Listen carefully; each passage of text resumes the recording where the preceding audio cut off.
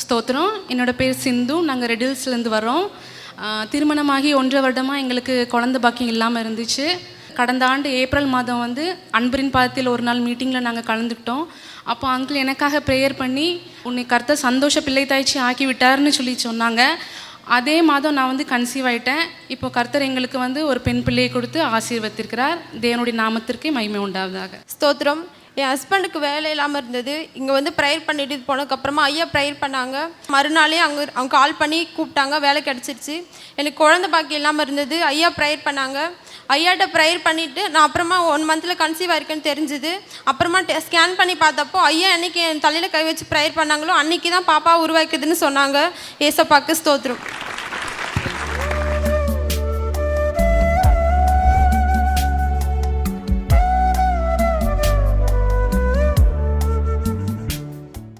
கிறிஸ்துவுக்குள் மிகவும் பிரியமான எனதருமை சகோதர சகோதரிகளே, நம்மை சிருஷ்டித்தவரும் நம்மை உண்டாக்கினவரும் நம்மை ஒருபோதும் மறந்து போகாதவருமாகிய இயேசு கிறிஸ்துவின் இணையற்ற நாமத்தினாலே உங்கள் எல்லாரையும் வாழ்த்தி ஆசீர்வதிக்கிறேன். அல்லேலூயா. எல்லாரும் சந்தோஷமா இருக்கீங்களா? இப்பொழுது நாம் தேவ செய்திக்கு நேராக கடந்து செல்வோம். ஆண்டவரே, இந்த நாளிலே என் பிள்ளைகளுக்கு என்ன வார்த்தை சொல்லி நீர் ஆசீர்வதிக்க விரும்புகிறேன், என் பிள்ளைகளுக்கு என்ன மங்கள வார்த்தை சொல்ல விரும்புகிறேன். தேவ சமூகத்திலே கேட்ட பொழுது ஆண்டவர் சொன்னார், இந்த நாள் என் பிள்ளைகளுக்கு திருப்தியின் நாள் என்று சொல்லியிருக்கிறார். ஹல்லேலூயா. என் பிள்ளைகளை நான் திருப்திப்படுத்தி அனுப்புகிற நாள் என்று ஆண்டவர் சொல்லியிருக்கிறார். இந்த நாள் செய்தியின் தலைப்பு திருப்திகரமான ஆசீர்வாதங்கள். வாசிக்கலாம். நெகேமியா தீர்க்கதரிசியின் புஸ்தகம் 9ஆம் அதிகாரம் 25வது வசனம் இப்படியாய் சொல்லுகிறது. வாசிப்போமா? அவர்கள் அரணான பட்டணங்களையும் செழுமையான பூமியையும் கட்டிக்கொண்டு சகலவித உடைமைகள் நிறைந்த வீடுகளையும் வெட்டப்பட்ட துறவுகளையும் ஏராளமான திராட்சை தோட்டங்களையும் ஒலிவ தோப்புகளையும் கனி கொடுக்கும் விருட்சங்களையும் சுதந்தரித்துக் கொண்டு புசித்து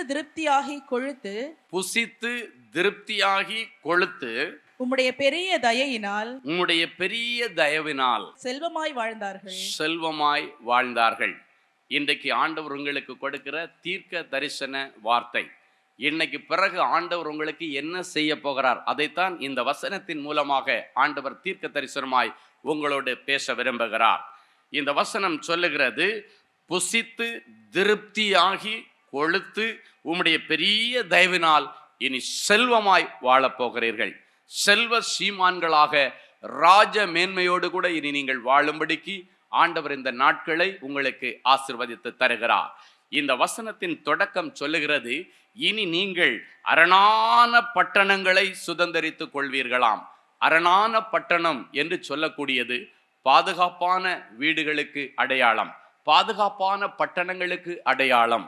அப்படியானால் ஏதோ ஒரு அழிவு நம்மை சூழ்ந்திருக்கிறது என்பது அர்த்தம். சூழ்ந்திருக்கிற அழிவுகளிலிருந்து, இயற்கையின் சேதங்களிலிருந்து, இயற்கையின் பாதிப்புகளிலிருந்து நீங்களும் உங்கள் பிள்ளைகளும் பாதுகாக்கப்பட வேண்டும் என்று ஆண்டவர் விரும்பி இந்த நாட்களுக்கு பிறகு இயற்கையின் சேதங்களுக்கும் சீற்றங்களுக்கும் நீங்களாக்கி உங்களை பாதுகாக்க ஆண்டவர் இந்த வசனத்தை கொண்டு உங்கள் ஒவ்வொருவரையும் வேலி போடுகிறதை என் ஆவியிலே பார்க்கிறேன். அரணான பட்டணங்கள் என்று சொல்லப்பட்டிருக்கிறது. ஒரு குடும்பத்திற்கு கண்டிப்பாக வேலி மிகவும் அவசியம். ஒரு குடும்பத்திற்கு கண்டிப்பாக பாதுகாப்பு அவசியம். ஒரு குடும்பத்தில் குடும்ப தலைவனுக்கு முதலாவது பாதுகாப்பு வேண்டும். ஆண்டவர் யோபுவை குறித்து சொல்லும் பொழுது, யோபுவையும் அவன் வீட்டையும் அவனுக்கு உண்டான எல்லாவற்றையும் வேலி அடைத்தார் என்று சொல்லப்பட்டிருக்கிறது. அதுக்கு அரணான கோட்டையாக ஆண்டவர் இருந்தார் என்று சொல்லப்பட்டிருக்கிறது. ஏன் யோபு என்று ஆண்டவர் தொடங்குகிறார்? 3 காரியங்களை சொல்லுகிறார். யோபுவையும் அவன் வீட்டையும் அவனுக்கு உண்டான எல்லாவற்றையும் ஆண்டவர் வேலி அடைத்தாராம். அப்ப முதலாவது ஏன் யோபுவை சொல்லுகிறார் தெரியுமா? யோபுதான் அந்த வீட்டிலே ஏர்னிங் மெம்பர், பிரெட் வின்னர் என்று சொல்லுவார்கள். ஆகாரத்தை சேமிக்கும்படி தொழில் செய்கிறவன், அந்த வீட்டிலே சம்பாதிக்கிறவன் யோபுதான். அப்படியானால் உங்கள் வீட்டிலே சம்பாதிக்கிற புருஷர்களுக்கு இல்லைன்னா சம்பாதிக்கிற பிள்ளைகளுக்கு அவங்க தான் இறை தேடி கொண்டு வருகிறவர்கள். அவர்களுக்கு ரொம்ப பாதுகாப்பு இருக்க வேண்டும். அதற்கு முதலிடம் தேவனுடைய பிள்ளைகள் கொடுக்க வேண்டும். அவர்களுக்காக நீங்கள் ஜெபிக்க வேண்டும். நிறைய வீட்டில் பார்த்தீங்கன்னா ஸ்திரீகள், புருஷன் ஏதோ ஒரு வீட்டில் சின்ன சண்டை நடந்திருக்கும், போகும்போது வீட்டை விட்டு வெளியே போகும்போதே சாபம் போட்டு அனுப்புவாங்க. நிறைய பேர் அப்படிதான் சரிங்க. ஒரு சின்ன காரியம் நடந்திருக்கும், ஏதோ ஒரு சின்ன காரியத்துக்கு கோவிச்சுக்கிட்டு இருப்பாரு. நீ போற இடத்துல அப்படியே நீ செத்துப்போ, நீ திரும்பி வராத, நீ திரும்பி வீட்டுக்கு வரா, யார் யாருக்கோ சாவு வருது, உனக்கு வராதா? இப்படியெல்லாம் நிறைய குடும்பத்துல தாய்மார்கள் தன்னுடைய புருஷனை இப்படி திட்டி இப்படிதான் அனுப்பி விடுறாங்க. எப்படி பாதுகாப்பு வரும்? பிசாசானவன் இந்த வார்த்தையை பிடித்து கொள்ளுவான். பிள்ளைகள் போகிற இடத்திலே, புருஷன் போகிற இடத்திலே இப்படிப்பட்ட வார்த்தைகளை நீங்க சொன்னீங்கன்னா சில நேரங்களிலே பிசாசானவன் அந்த வார்த்தையை எடுத்துக்கொண்டு உயிர் சேதங்கள் வந்துவிடும். ஒரு நாளும் அப்படி இருக்கக்கூடாது. ஆண்டவருடைய வசனத்தின்படி யோபுவுக்கு ஆண்டவர் வேலி போட்டார். அப்படின்னா வீட்டில் சம்பாதிக்க போகிறவங்களுக்கு வேலி போடுகிற பொறுப்பு ரொம்ப ரொம்ப முக்கியமான பொறுப்பு. வீட்டில் இருக்கிற தாய்மார்கள், வீட்டில் இருக்கிற மனைவிமார்கள் ஒவ்வொரு நாளும் உங்களுடைய புருஷன் வேலைக்கு போனதற்கு பிறகு தேவ சமூகத்தில் ஜெபத்தோடு இருக்க வேண்டும். உங்களுடைய புருஷன் இறை தேடி வரும் பொழுது அவர் வேலை செய்கிற தொழில் ஆசீர்வதிக்கப்படும்படி, போகிற இடத்திலே பாதுகாப்பு உண்டாகும்படி, அவர் போகிற ஊழியத்தை ஆசீர்வதிக்கும்படி தேவனுடைய பிள்ளைகள் ஜெபித்து கொண்டிருக்க வேண்டும். நிறைய குடும்பத்துல புருஷன்மார்கள் ஊழியத்துக்கு போகும்போது கூட மனைவிமார்கள் சில நேரத்துல ஏதாவது கோபமா இருந்துச்சுன்னா தேவையில்லாத வார்த்தைகளை சொல்லி விடுகிறார்கள். அப்படிப்பட்ட வார்த்தைகள் ஒரு நாளும் தேவ பிள்ளைகளுடைய வாயிலிருந்து வரக்கூடாது. நல்ல வார்த்தை மாத்திரம் வரணும். அடுத்தவங்களுக்கு நல்ல குளிர்ச்சியும் நல்ல சந்தோஷத்தையும் சமாதானத்தையும் கொடுக்கக்கூடிய வார்த்தைகள், அடுத்தவருடைய இருதயத்தை குத்தி கிழிக்கிற வார்த்தைகள் இனி உங்களுடைய வாயிலிருந்து வரக்கூடாது. அரணான பட்டணங்கள். யோபுக்கு முதலாவது பாதுகாப்பு, இரண்டாவது அவனுடைய வீடு என்று சொல்லப்படுற, அப்படின்னு அவனுடைய குடும்பம், அவனுடைய மனைவி, பிள்ளைகள் அத்தனை பேருக்கும் அரணான பாதுகாப்பு தேவைப்படுகிறது. புருஷன் வேலைக்கு போனாலும் சில நேரங்களில் வீடுகளிலே அநேக விபத்துக்கள் நடக்கிறதை பார்க்கிறோம். சமையல் பண்ணும் பொழுது கேஸ் வெடிக்கிறது, கரண்ட் சுவிட்ச் ஆன் பண்ணும் பொழுது சாக்கடிக்கிறது, பிள்ளைகள் படிக்கட்டு ஏறும் பொழுது இறங்கும் பொழுது கீழே தரையிலே விழுந்து விடுகிறார்கள். எவ்வளவோ விபத்துக்கள். இவை எல்லாவற்றிற்கும் பாதுகாப்பு ஆண்டவர் ஒருவரே.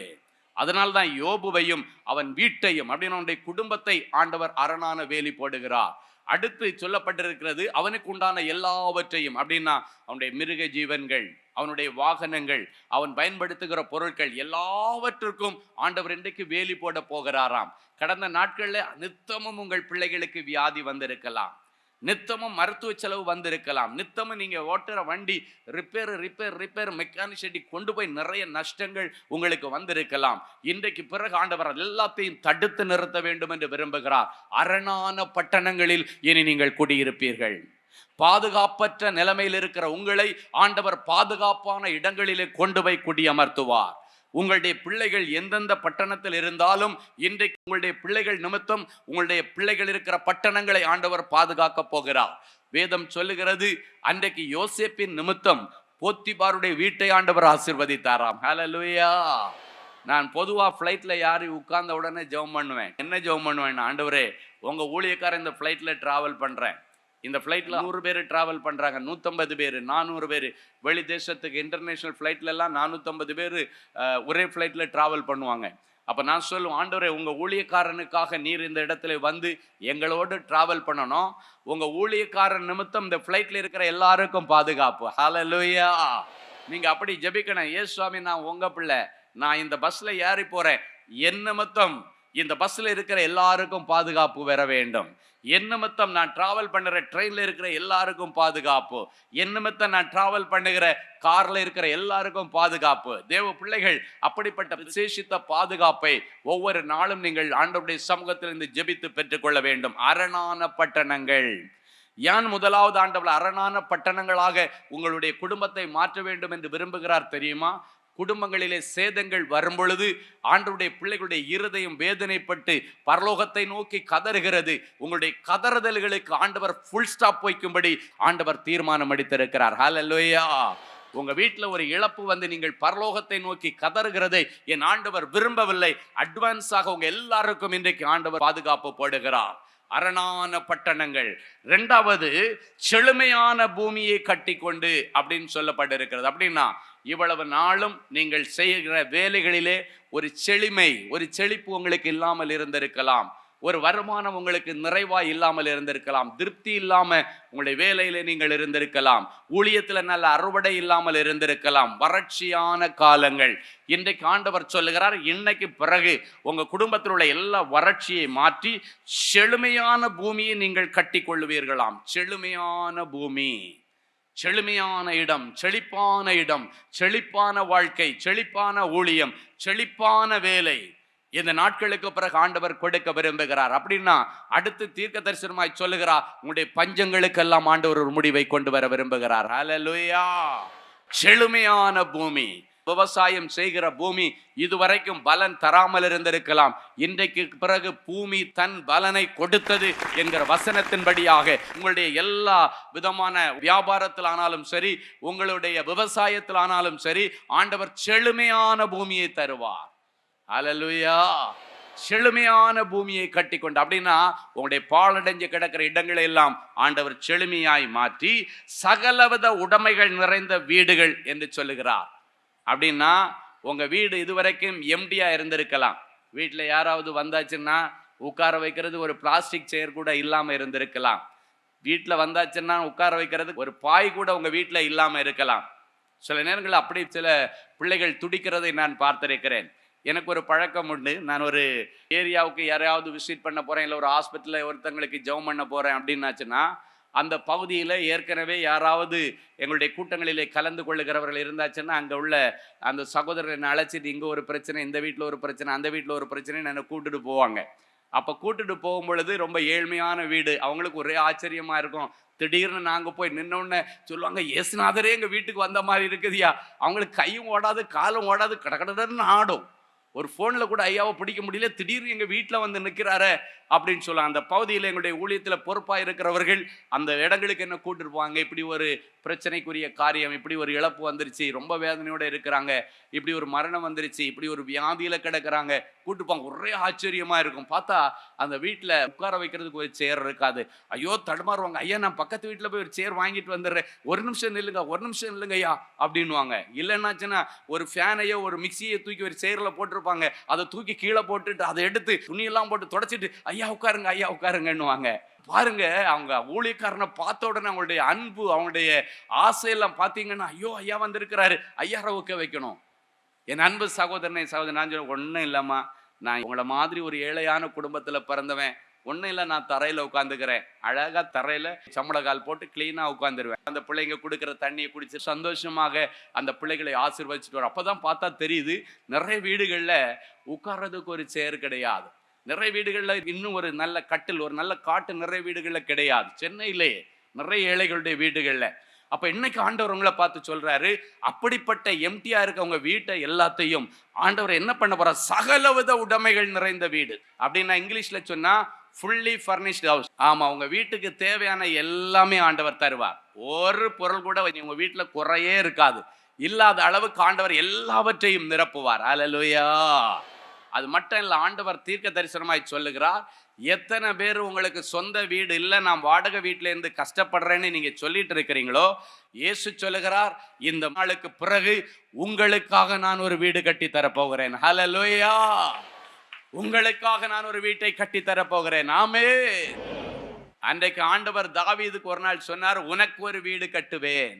அந்த வார்த்தை நாத்தான் தீர்க்கதரிசி மூலமாக தாவீதுக்கு வந்த பொழுது அவன் ஒவ்வொரு நாள் அந்த வார்த்தையை படிச்சுட்டு ஜெபிக்கிறான், ஆண்டவரே எனக்கு ஒரு வீடு கட்டுவேன் என்று சொல்லி உம்முடைய அடியானுடைய செவிக்கு நீர் வெளிப்படுத்தினபடியினாலே இதை குறித்து நல்ல தைரியமாக ஜெபிக்க மனதைரியம் வந்தது என்று சொல்லுகிறார். இன்னைக்கு யார் யார் சொந்த வீட்டுக்காக ஆசைப்பட்டு இருக்கிறீங்களோ அவங்களுக்கெல்லாம் ஆண்டவர் சொந்த வீட்டை கட்டி கொடுப்பார். ஆமென்.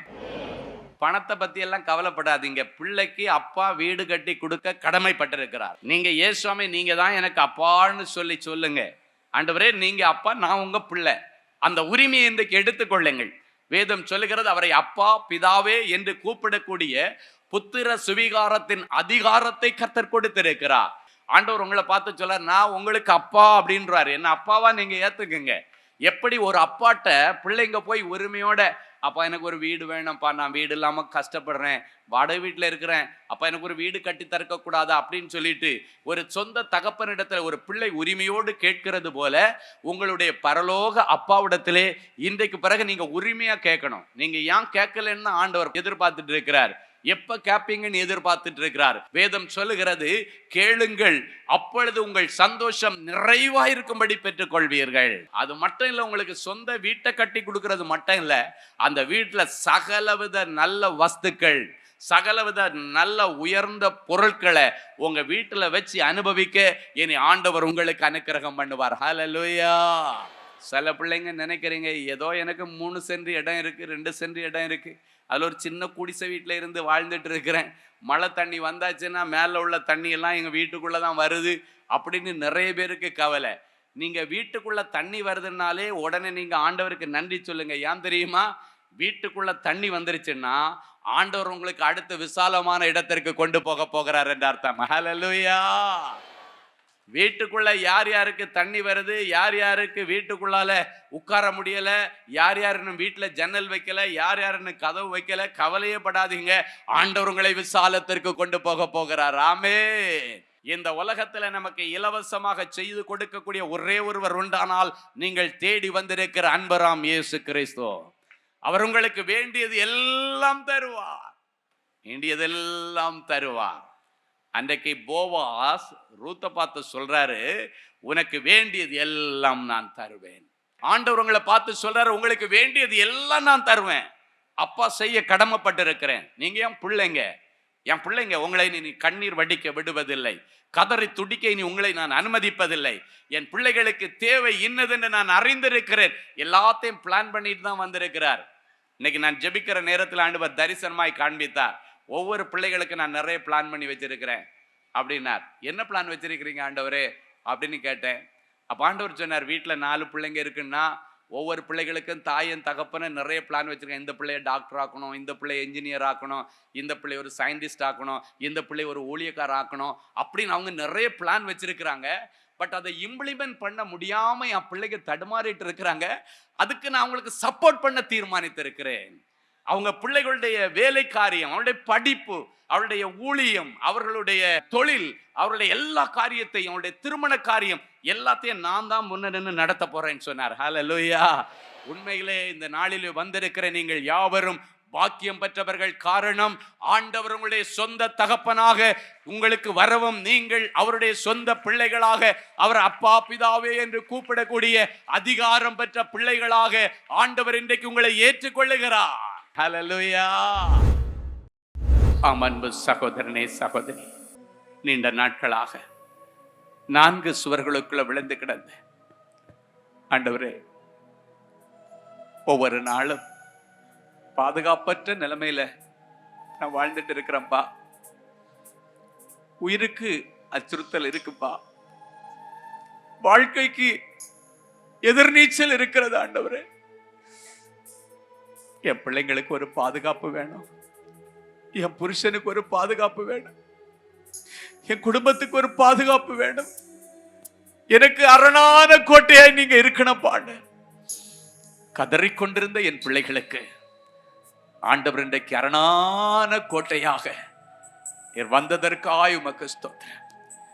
எந்தெந்த பிள்ளைகள் அநேக இழப்புகளையும் அநேக அழிவுகளையும் சந்தித்து தலை தூக்கி உட்கார கூட முடியாத நிலைமையில தலை குனிந்து வந்திருக்கிறார்களோ, என் பிள்ளைகளுடைய தலை குனிவெல்லாம் என்னோட மாறினப்பா. என் பிள்ளைகள் தலை நிமிர்ந்து வாழுகிற கிருபையை என் பிள்ளைகளுக்கு தாரும். யோபுவையும் அவன் வீட்டையும் அவனுக்குண்டான எல்லாவற்றையும் வேலியடைத்த ஆண்டவர் என் பிள்ளைகளுக்கு உண்டான எல்லாவற்றையும் இன்னைக்கு வேலி போடுங்க ஆண்டவரே. கடன் வாங்கி தொழில் செய்து கொண்டிருக்கிறேன் என்று அழுது கொண்டிருக்கிற அத்தனை பிள்ளைகளுக்கும் ஆண்டவர் ஒட்டுமொத்த கடன்களை அடைத்து, அது எவ்வளவுதான் தண்டல் வட்டியா இருந்தாலும், பிளேடு வட்டியா இருந்தாலும், ஸ்பீடு வட்டியா இருந்தாலும், எந்த வட்டியா இருந்தாலும் எல்லாவற்றையும் ஆண்டவர் மாற்றி கடன் கொடுக்கிற ஜாதிகளாய் மாற்றும். வீட்டு கடன்கள் அடைக்கப்படுவதாக, வாகன கடன்கள் அடைக்கப்படுவதாக, கிரெடிட் கார்டு லோன்கள் அடைக்கப்படுவதாக, விவசாய கடன்கள் அடைக்கப்படுவதாக, நகை கடன்கள் அடைக்கப்படுவதாக, பர்சனல் லோன் அடைக்கப்படுவதாக. இனி என் பிள்ளைகள் கடன் வாங்கக்கூடாது. அநேக ஜாதிகளுக்கு கடன் கொடுக்க என் பிள்ளைகளை நான் ஆசீர்வதிக்கிறேன். அப்படிப்பட்ட செல்வ செழிப்பை ஆண்டவருடைய வசனத்தின்படி அவர்கள் புசித்து குடித்து திருப்தியாகி ஆண்டவருடைய பெருத்த தயவினால் செல்வமாய் வாழ்வார்களாக ஆசீர்வதித்து ஜெபிக்கிறேன். எந்தெந்த பிள்ளைகள் புத்திர பாக்கியம் இல்லாமல் கண்ணீரோடு கதறிக்கொண்டு வந்திருக்கிறார்களோ, எத்தனை பிள்ளைகள் வீடுகளில் இந்த வார்த்தைகளை கேட்டுக்கொண்டிருக்கிறார்களோ, அடைக்கப்பட்ட கற்பங்கள் இயேசுவின் நாமத்தினாலே இன்றைக்கு திறக்கப்படுவதாக. பரலோகத்தின் திரவியமாகிய பிள்ளைகள் இவர்கள் கற்பத்திலே தங்கட்டும். ஆசீர்வாதமான பிள்ளையை அவர்கள் ஈன்றெடுத்து கர்த்தருக்கு முன்பாக சாட்சியாய் நிற்பார்களாக. எந்தெந்த பிள்ளைகளுடைய எதிர்காலத்தை குறித்து திருப்தி இல்லாமல் இருக்கிறார்களோ, இவர்களுடைய புத்திர பாக்கியங்கள் இவருடைய பிள்ளைகள் நிமித்தம் இவர்களுக்கு திருப்தி உண்டாகும்படி ஆசீர்வதிக்கிறேன். பிள்ளைகளிடத்திலே மனமாற்றத்தை தாரும். பிள்ளைகளுக்கு நல்ல எதிர்காலத்தை தாரும். வேலை இல்லாத பிள்ளைகளுக்கு வேலை வாசல் திறக்கப்படுவதாக. ப்ரமோஷனுக்காக காத்திருக்கிற பிள்ளைகளுக்கு ப்ரமோஷன் கிடைப்பதாக. டிரான்ஸ்பருக்காக காத்திருக்கிற பிள்ளைகளுக்கு டிரான்ஸ்பர் ஆர்டர் கிடைப்பதாக. அவர்கள் நாடின துறைமுகத்திலே அவர்களை கொண்டு போய் சேர்ப்பீராக. சேர்க்கிற ஆண்டவருடைய கரத்திலே ஒப்பு கொடுக்கிறேன். பிரிந்து போன குடும்பங்கள் இயேசுவின் நாமத்தினாலே இன்றைக்கு இணைவதாக. இளவயதின் விதவைகளுக்கு ஆண்டவர் வாழ்வு தருவீராக, மறுவாழ்வு தருவீராக. டைவர்ஸ் கேசுகளுக்கு முடிவை கொண்டு வருவீராக. என் பிள்ளைகள் இணைந்து வாழ்வார்களாக. கர்த்தர் எந்தெந்த பிள்ளைகளுடைய வாழ்க்கையிலே ஒரு குறிப்பிட்ட வயதாகியும் திருமணம் ஆகவில்லை என்று கண்ணீரோடு வந்திருக்கிறார்களோ, தடைகள் நீங்கி சுப நிகழ்வுகள் நடப்பதாக. இயேசுவின் நாமத்தினாலே அற்புதங்கள் நடப்பதாக. திருமண தேவைகள் சந்திக்கப்படுவதாக. திருமணங்கள் இயேசுவுடைய தலைமையிலே நடப்பதாக. தொடர்ந்து கிருபை சூழ்ந்து கொள்ளட்டும். பிள்ளைகள் கோடா கோடியாய் பெருகட்டும். இயேசுவின் மூலம் பிதாவே, ஆமென். அன்பு தேவனுடைய பிள்ளைகளே, இந்நிகழ்ச்சியின் மூலம் நீங்கள் பெற்றுக்கொண்ட ஆசீர்வாதங்களையும் உங்கள் ஜெப விண்ணப்பங்களையும் அனுப்ப வேண்டிய முகவரி: தேவனின் அன்பு ஊழியங்கள், Vinayak avenue, OMR road, Okkiyam, Thoraipakkam, Chennai 600097. மேலும் 24 மணி நேர ஜெப உதவிக்கு 044-2454-7-999 மற்றும் 9941150999 என்ற எண்களுக்கு தொடர்பு கொள்ளுங்கள்.